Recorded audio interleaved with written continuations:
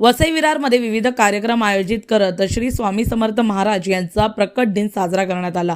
तर विरार पूर्वेला श्री स्वामी समर्थ नगर या ठिकाणी देखील मोठ्या भव्य दिव्यरित्या श्री स्वामी समर्थ यांचा प्रकट दिवस हा शुक्रवार रोजी साजरा करण्यात आला। गुरुवारी म्हणजेच गुढीपाडव्याच्या निमित्ताने या ठिकाणी माऊलींची पालखी काढण्यात आली आणि ही पालखी आजूबाजूच्या परिसरांच्या इमारतींमध्ये फिरवण्यात आली, जेणेकरून हजारो नागरिकांना, हजारो भाविकांना यांचं दर्शन घेता येईल।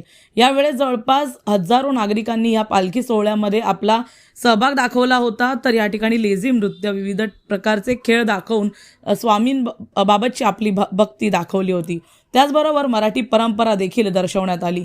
तर दुसऱ्या दिवशीच म्हणजे शुक्रवार रोजी 10,000 लोकांना अन्नदान करत या ठिकाणी भव्य भंडाराचं आयोजन करत श्री स्वामी समर्थ महाराज यांचा प्रकट दिवस साजरा करण्यात आला। या कार्यक्रमामध्ये तब्बल 10,000हून अधिक भाविकांनी भक्तिपूर्वक आपली उपस्थिती राबवली होती। त्याचबरोबर मोठ्या प्रमाणात अन्नदान करण्यात आलं।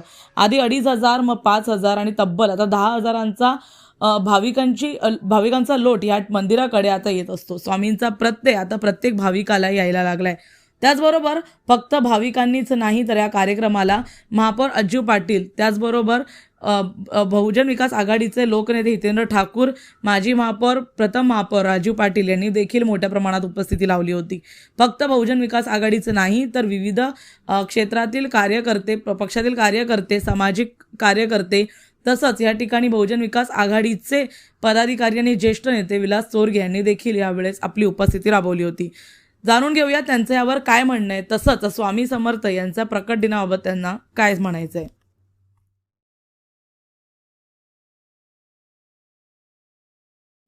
काय सांगाल आजच्या कार्यक्रमाबद्दल, थोडी माहिती द्या। आम्ही आज कॉम्प्लेक्स बांधल्यापासून आम्ही सुरुवात केली होती। त्याची सोसायटीने उत्तम रीतीने पुढे चालू ठेवलं आहे। त्याच्याबद्दल खूप आनंद आहे आणि दिवसेंदिवस त्याच्या वाढच होत आहे। आज स्वामींचा प्रकट दिन आहे, त्याबद्दल काय माहिती द्याल नागरिकांना? प्रकट दिनाविषयी आमची बंधू सांगतील तुम्हाला। बरं, तुमच्याकडे परत येते। काय सांगाल, काय माहिती द्याल? कितवं वर्ष आहे, किती लोकांची गर्दी इथे जमली आहे? लोकांची गर्दी आता मागच्या वेळेला मला वाटतं 4,000-4,500 लोकांचं हे झालेलं होतं। आता या वेळेला मला वाटतं जास्त अपेक्षा आहे, जवळजवळ 6,000-7,000 आता लोकांची उपस्थिती होईल। कालच्या दिवशी पालखी होती, आता स्वामींची प्रचिती ज्याप्रमाणे वाढत आहे, कालच्या दिवशी पालखीला पण गर्दी झाली होती। यंदाच्या वर्षी काय सांगाल, काय नवीन मध्ये काय बदल मंदिरात घडले आहेत का? मंदिरामध्ये बदल म्हणजे चालूच असतं त्यांचं। आता आम्ही पण त्यांना काही गोष्टी आहेत त्याचं सजेशन केलेले आहेत। आम्ही त्यांना प्रत्येक गोष्टी वेळेला आम्ही सहकार्य करत असतो सोसायट्यांना। ते काही कंप्लीट असली काय असलं तरी आमच्याकडे येतात, तेव्हा आम्ही त्याचं निवारण करून देतो त्यांना। नक्की सर, तुम्ही कालच्या दिवसामध्ये सांगितलं होतं जवळपास 10,000 इतके नागरिक या ठिकाणी येऊ शकतात। भाविक आलेले आहेत, लांबच्या लांब रांगा आहेत। काय सांगाल, किती तास झाले कार्यक्रम सुरू आहे? आज सकाळी 6:30 वाजल्यापासून आपण कार्यक्रम सुरू केला। तर काल तुम्ही पाहिलं असेल की मिरवणुकीमध्ये लोकांचा जो उत्तम प्रतिसाद होता। आमचे या कॉम्प्लेक्सचे जे बिल्डर्स आहेत, वेद बिल्डर जे आता आपल्यासोबतच आहेत, त्यांचं दरवेळेला आम्हाला मार्गदर्शन, दरवेळेला त्यांचं आम्हाला सहकार्य असतं। त्यांनी आम्हाला एक मंदिर त्यावेळेला बांधून दिलं स्वामींचं, जेणेकरून आमच्या बंधूंचं दरवेळेला म्हणणं असतं की कुठेही करून हिंदू धर्म हा जागृत राहिला पाहिजे, मुलांमध्ये चांगले संस्कार यायला पाहिजेत। यासाठी त्यांच्या सगळ्या प्रोजेक्ट्सवरती जर तुम्ही पाहिलं तर पहिला गुरुदत्त झालं, आता आपला स्वामी समर्थांचं आहे, पुढे त्यांचा गजानन महाराजांचं बनतंय, खाली साईबाबा बनतंय। तर त्यांचं एकच इंटेन्शन आहे या वेद ग्रुपचं की कुठेतरी जाऊन हिंदू धर्म, हिंदू संस्कृती ही कुठेतरी टिकली पाहिजे, आत्ताच्या मुलांमध्ये कुठेतरी जागरूकता आली पाहिजे। त्या हिशोबाने आपला हा कार्यक्रम गेली 12 वर्ष चालू आहे।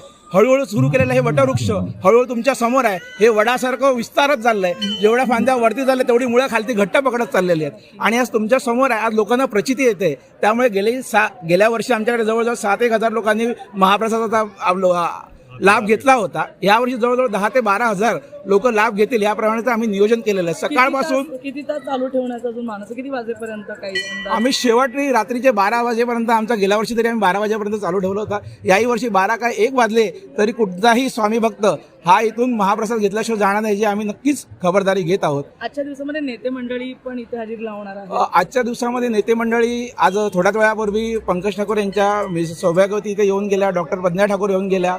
आता हळूहळू सगळे महापौर जे आहेत आपले अजूजी पाटील साहेब हे पण येणार आहेत। आपले माजी प्रथम महापौर राजूजी पाटील आणि आपले माननीय लाडके आप्पा हे पण थोड्या वेळामध्ये येणार आहेत।